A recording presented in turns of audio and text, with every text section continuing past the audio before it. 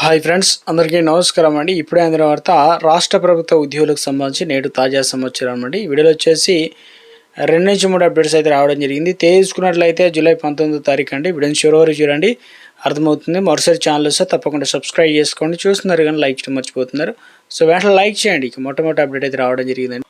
రాష్ట్రంలో రిటైర్డ్ అయిన ఉద్యోగులు ఎదుర్కొంటున్నటువంటి సమస్యలు ఏదైతే ఉన్నాయో వాటిని పరిష్కరించాలని ప్రభుత్వానికి పెన్షనర్ సంఘం రాష్ట్ర అధ్యక్షుడు పేరి వెంకటరెడ్డి అయితే కోరడం జరిగిందనమాట. మంత్రి ఇక పిఆర్సీలో అమల్లో జరుగుతున్నటువంటి జాప్యాన్ని నివారించే విజ్ఞప్తి చేశారు. గురువారం ఆయన సెక్రటరియట్లో ఐటీ పరిశ్రమల శాఖ మంత్రి దుద్దిల శ్రీధర్బాబుకు ఎమ్మెల్సీ పింగళి శ్రీపాల్ రెడ్డితో పాటు సంఘం నేతలు కలిసడం జరిగిందనమాట. వెంటనే ఏదైతే రావాల్సి ఉన్నాయో వాటిని వెంటనే నెరవేర్చాలని చెప్పేసి ప్రభుత్వాన్ని అయితే కోరడం జరిగిందనమాట. సో ఇక ఉపాధ్యాయ విద్యారంగ సమస్యల పరిష్కారం రాష్ట్ర ప్రభుత్వం విద్యాశాఖ అధికారులు నిర్లక్ష్యంగా వ్యవహరిస్తున్నారని తెలంగాణ రాష్ట్ర ఐక్య ఉపాధ్యాయ ఫెడరేషన్ అనేది జిల్లా ప్రధాన కార్యదర్శి మెతుకు సైదులు అయితే విమర్శించడం అయితే జరిగిందనమాట.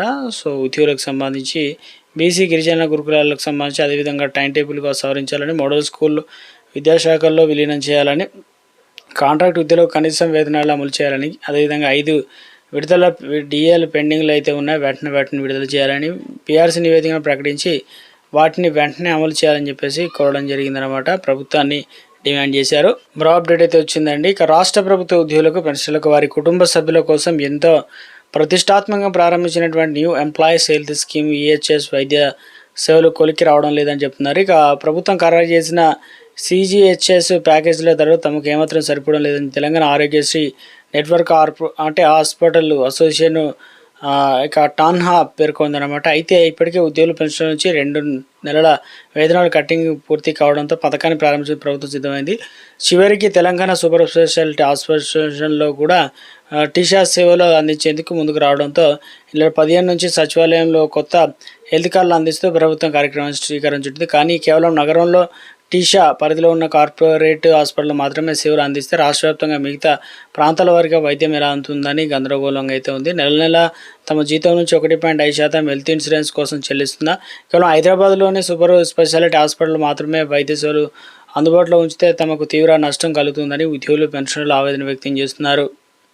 హెల్త్ ఇన్సూరెన్స్ కంపెనీలకు సేవలే మేలు ముఖ్యంగా ఉద్యోగుల పెన్షన్ల కాంట్రిబ్యూషన్ ద్వారా నెలకు 45 కోట్లు, ప్రభుత్వం 45 కోట్లు కలిపితే 90 కోట్ల నిధులు సమకూరుతుందని, అంటే ఏడాదికి దాదాపు 1080 కోట్ల మేర భారీ మొత్తం హెల్త్ స్కీమ్ కోసం అందుబాటులో ఉంటుంది. అన్ని నిధులు కూడా ఉన్నప్పుడు నేరుగా ప్రైవేట్ హెల్త్ స్కీమ్ కంపెనీలతో ఒప్పందం కూర్చుకుంటే చక్కటి క్యాష్లెస్ వైద్యం పొందవచ్చని చెప్పేసి ఆరోగ్య రంగ నిపుణులు అయితే విశ్లేషిస్తున్నారు. ఇలాగైతే దేశంలోని ఇతర రాష్ట్రాల్లో ఉన్న ప్రముఖ నెట్వర్క్ ఆసుపత్రుల్లో వైద్య సేవలు పొందే వీలుంటుందని చెప్పేసి అభిప్రాయం వ్యక్తం చేస్తున్నారన్నమాట.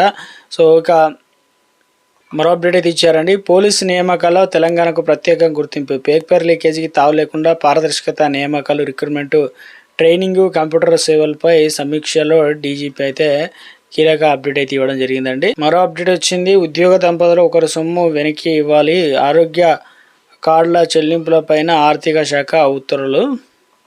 మరో అప్డేట్ వచ్చిందనమాట. డిఏ పైన ఇక దేశవ్యాప్తంగా తెలుగు రాష్ట్రాల్లో ఉద్యోగాలు చేస్తుంటారు. కేంద్రంలో లక్షలాది మంది కేంద్ర ప్రభుత్వ ఉద్యోగులు పెన్షన్లు, డిఆర్ఎస్ అలవెన్స్, అదేవిధంగా పెంపు వార్తపై ఎంతోగానో ఆశలు ఇక నిరీక్షిస్తున్న వారికి ప్రతి ఏటా అమల్లోకి వచ్చే జూలై నెల డిఏ సవరణకు ప్రకటన కోసం ఉద్యోగ వర్గాల ఆసక్తిగా ఎదురు చూస్తుందన్నమాట. ప్రస్తుతం నిపుణుల అంచనా ప్రకారం కేంద్రం ఉద్యోగులకు డిఏ మరో 3% మేర పెరిగి ప్రస్తుతం ఉన్న 60% డిఏ అనేది 63%కి చేరుకునే బలమైన అవకాశాలు అయితే కనిపిస్తున్నాయని చెప్తున్నారు.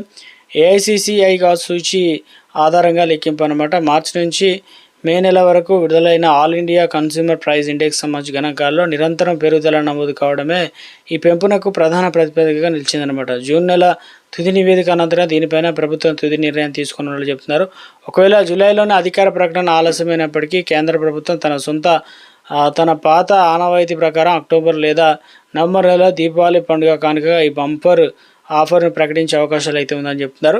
అదేవిధంగా 1 కోటి మందికి పైగా లబ్ధి. ఈ నిర్ణయం వల్ల రక్షణ, రైల్వే వంటి కీలక రంగాల ఉద్యోగులతో పాటు 50 లక్షల మంది సిబ్బంది, 65 లక్షల మంది పెన్షన్లు నేరుగా ఆర్థిక ప్రయోజనం చేకూరబోతున్నట్టున్నారు. డిఏ పెంపుతో నెలవారీ జీతాలకే కాకుండా గ్రాట్యుటీ, పీఎఫ్, పెన్షన్ మొత్తాలు కూడా భారీగా పెరుగుతాయని చెప్తున్నారు. దీనికి తోడు 8వ వేతన సంఘం ఏర్పాటుపైన సైతం సన్నాహాలు మొదలయ్యాయని చెప్తున్నారు. ఈ కమిషన్ నివేదిక 2027 నాటికి సిద్ధమైన ఉద్యోగులకు దీని పూర్తిగా ప్రయోజనాలు అందేసరికి 2029-30 వరకు సమయం పట్టవచ్చని చెప్పేసి తెలుస్తుందన్నమాట.